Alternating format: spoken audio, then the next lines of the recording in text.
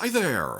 This is a catch-up video on multiple leaks for House of the Dragon Season 3, focused around the question of what battle scenes are we actually getting, and in what specific episodes.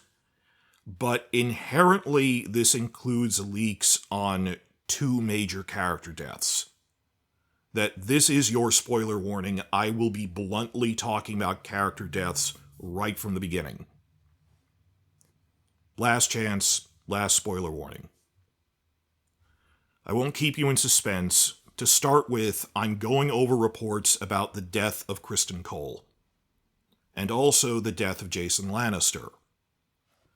And we actually got these leaks back in September when filming wrapped, but I was too busy getting ready for New York Comic-Con with the big launch panel for Dunk and Egg, and then we had to deal with that. I'm catching up now. Now, in the book, Criston Cole dies in a one-sided ambush of his army called the Butcher's Ball, because it was a slaughter. We don't have very detailed leaks about it, like the specific events and how the TV show is doing it, but a reliable source who is reliable about other things in the past stated that the Butcher's Ball will be in episode 6. Okay, so Criston dies in episode 6. Well, there is one more bit of info in the leak. The leaker claimed that Criston Cole's severed head will then be presented on a spike at the Black's army camp outside of Tumbleton in the next episode. The other big death that we have info on is earlier in the season. I'm going by most important, not chronologically. That was episode 6. Now, episode 2 is the Fishfeed. Different leak claimed that the Fishfeed, the battle by the lakeshore, is episode 2. This is the largest and bloodiest land battle of the entire war. It's the River Lord Stark army versus the main Lannister army. Apparently, they're doing what we suspected they'd be doing, condensing the Battle of the Red Fork with this. In the book, the Fishfeed is the climactic final battle of this entire campaign in the Riverlands, as the River Lords make a fighting withdrawal. Battle of the Red Fork is the first battle. And Jason Lannister actually died in the first battle, then they had to cycle through lieutenants because they kept losing their commanders. They're condensing all of that into one big battle. I don't particularly have a problem with that, but, it's a condensation. It's not as if he dies in a completely different way. He dies in the Riverlands campaign. They just combined it all into one battle. We kind of expected that. We're okay with that. I wish they showed it a bit more, because it was one of the times the Greens are actually intelligent. They sent men upriver to hit them in the rear to force the river crossing. It's all condensed. But this specific leak also claimed how Jason's death is revealed. That's more important. That it claimed, and again, this is back in September, that in the aftermath of the Fishfeed, Daemon Targaryen walks up to the Black's army commanders in this bloody battlefield filled with corpses. In the aftermath of it, Daemon walks up to the commanders, Roderick, Dustin, and Black Alley Blackwood. And Roderick, Dustin, commander of the Winter Wolves, he holds up Jason Lannister's severed head, tosses it at Daemon's feet, and then says his famous line from the book, "We've come to die for the Dragon Queen." But the way they phrased it is Daemon is approaching them. He wasn't with them. Where is Daemon coming from? I don't know. From the fall of King's Landing? From the Battle of the Gullet? Or maybe he was just in a different part of the battlefield, because, it's a big battle all over the place. What is interesting is the recent second teaser trailer has shots that really match up with this leak, which is months old. That this shot of a bloody Daemon approaching the River Lord Stark army in the aftermath of a big battle is pretty much as it was described. That part is generic, but it's lining up with this leak we got. Oh, and the leak went on to claim how they celebrate the aftermath of the battle. The surviving Black soldiers in their army camp, they're feasting and celebrating around their campfires. And Jason Lannister's head is impaled on a spike in the middle of all of them. Alongside, the leak claims, alongside the impaled heads of the actual lions that he brought to the battle. Remember back season 2, episode 6, at the start when he reaches Golden Tooth, he has these actual caged lions with him, and it's not like the Starks with the direwolves like Robb and Grey Wind. These aren't war dogs. What are you going to do, release them on the enemy army? They're not really trained, but maybe they're there as more like a mascot. We don't know. And we don't think they're really going to do anything on screen because, it's hard to work with live animals. But Chekhov's gun, we wondered, is this going to come up again in season 3? What are they doing with the lions? It's so that we can see Jason's head impaled on a spike next to the impaled heads of those lions. Moreover, because they're all celebrating, the leak claims that Roderick and Black Alley start leading their surviving soldiers in a victory song around the impaled heads. That on the spot they come up with this war song, victory song about, we slew the lions, we're victorious and stuff like that. There's this big singing scene.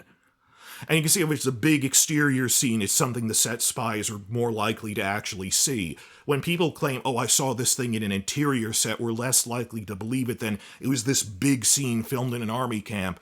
Someone is more probably going to see that and leak it to us. So that seems reliable, and it was a source that told us other things. So those are the big deaths. How Criston will die in the Butcher's Ball in episode 6. The Fishfeed, Jason Lannister dies, episode 2. Couple of other odds and ends to catch up on. That, like I said, this is a catch-up video on the few reliable leaks. Just going through it, we know the Battle of the Gullet is in episode 1, and I have no other big things to say about it that I haven't already covered. We already got big leaks about Battle of the Gullet. There was a video on that. I already covered the things on the second teaser that are showing shots from it. And obviously, if you've read the book, we're pretty sure Jace dies in the Battle of the Gullet as he does in the text, though we have not seen a specific leak about it. Again, because Jace's death would be, the actor is on the blue screen when he's riding a dragon. So we wouldn't have gotten leaks about that specifically. We have no reason to think they changed that, of course. So, okay, that's all probably in episode 1. I do have one relatively new piece of info, though, about episode 1. In a recent interview, just this week, when the new trailer came out, this isn't something I've been sitting on for months. New info came out from Ormund Hightower's actor James Norton, that he mentioned in passing in an interview that he will actually be in the first episode.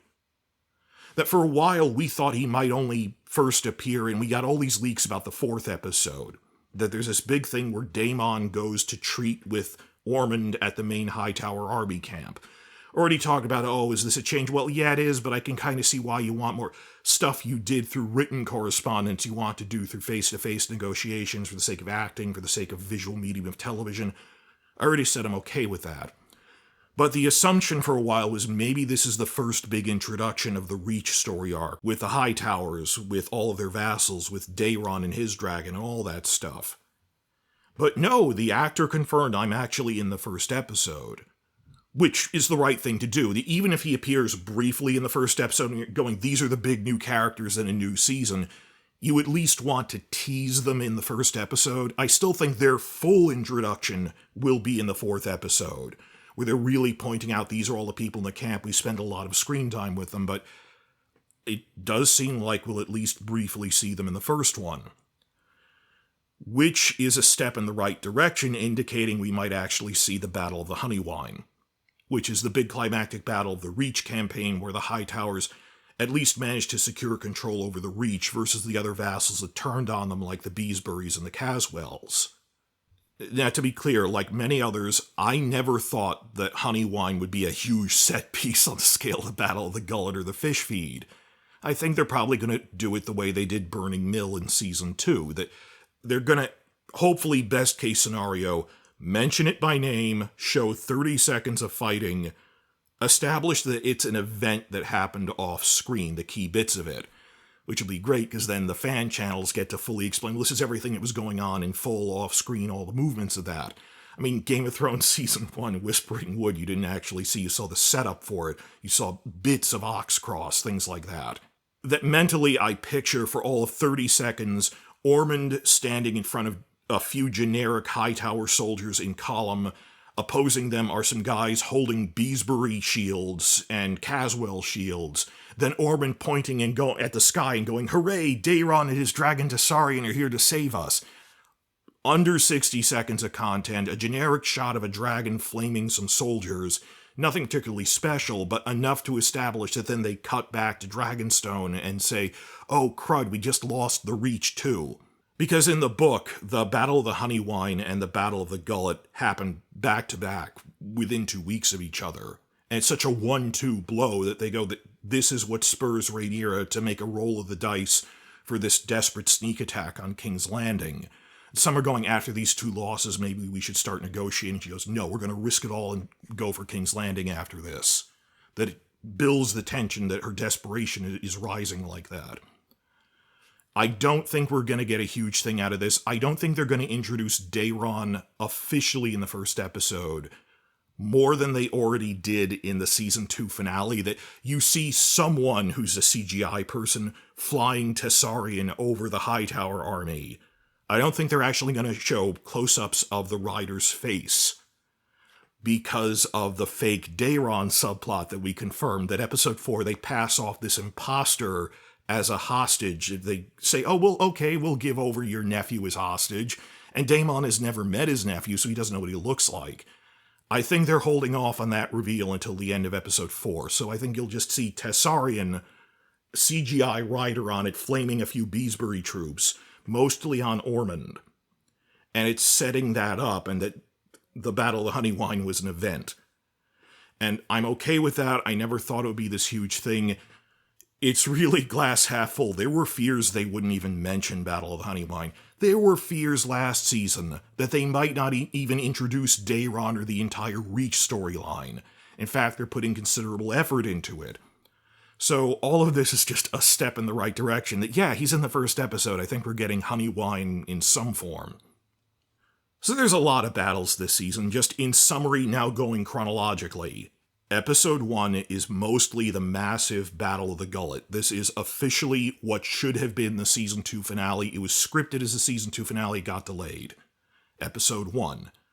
Also, briefly in Episode 1, we'll get the Battle of the Honeywine. Episode 2 is the Fishfeed, the biggest land battle of the war. Much of it is off-screen, a lot of it's just fighting in the mud and chaos. Then, the Fall of King's Landing is either episode 2 or 3. We're a little confused because they have the same writer, they have the same director.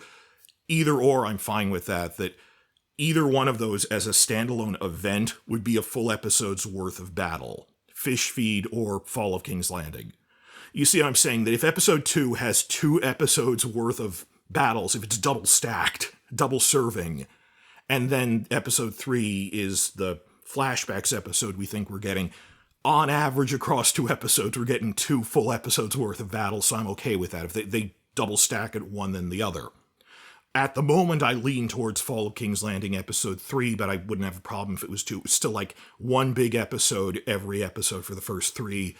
Episode 4 might not have huge battles in it, but it is the big introduction episode of all these interesting new characters. Daemon goes to the Reach. Characters come to King's Landing like Torrhen Manderly and Jane Arryn too. That these new characters, they're coming to consolidate it. Episode 5, I talked about in the other video, will begin with Aemond burning Harrenhal and massacring the Strongs. That's going to be this big CGI scene. You've seen bits of it in the trailers. Probably episode 5. Then episode 6 is the Butcher's Ball. Episode 8 is confirmed to be the first Battle of Tumbleton. We got a lot more spy photos about that, confirming a lot of changes to it they're making, though. So for time and focus, I'm going to split that off as its own standalone video right after this one. So please like and subscribe to see that.